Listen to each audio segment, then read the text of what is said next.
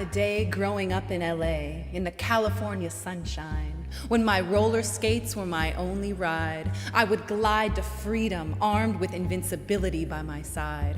I was an unstoppable force, moving with the wind. The palms were blowing gently, and all my woes became as minute as the particles of sand that calmly glistened in the distance. My mom would blast the Bee Gees and the Doobie Brothers in her VW Bug. I would sing along to How Deep Is Your Love?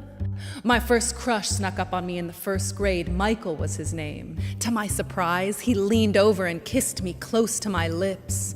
But then he suavely leaned over and kissed my friend too.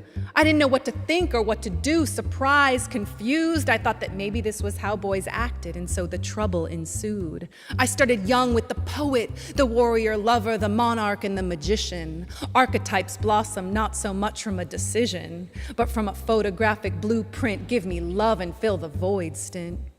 From a photographic blueprint, give me love and fill the void stint.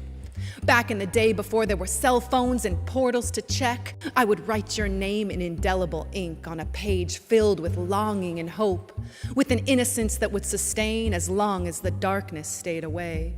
But despite all the setbacks and feuds, screaming karma and unconscious attitudes, growing up, growing pains, it's only the truest of the true that endures and sustains. The rest, it all falls away.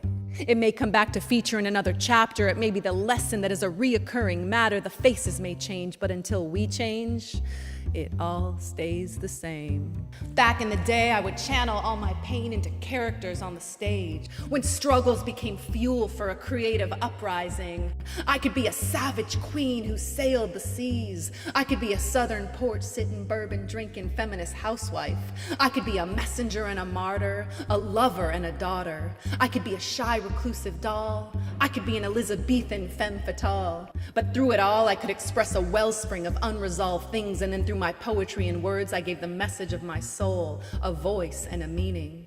As the injustices of the world began to mount, since humanity's pain was too much to count, I could sense there was a purpose for being part of this web, not just on the surface. Back in the day, I learned that money was not even a fraction of abundance, that the most brilliant creativity blossomed from struggle and diligence, that growing up in an apartment on the south side of the Beverly Hills proverbial tracks, surrounded by kids who drove nicer cars and their teachers without a care of the world on their backs, was not the meaning of happiness in the least. My best friend lived in an icy big house. She wanted to be at my place where it was loud and imperfect but soulful and real, to be yourself space. My place, up at night, dancing to the Go-Go's and Cyndi Lauper, singing We Got the Beat and girls just want to have fun because nothing could stop her. My place, an incense burning, chanting Num Yo Ho, when the sun comes up it'll set you straight place. My place, being grateful for the cards you were dealt place. My place, being grateful for the cards you were dealt place. I'm reaching for the sky, I'm hoping that you'll never go away. I'm reaching for the sky, I'm hoping that you'll never go away. I'm hoping that you'll never go away.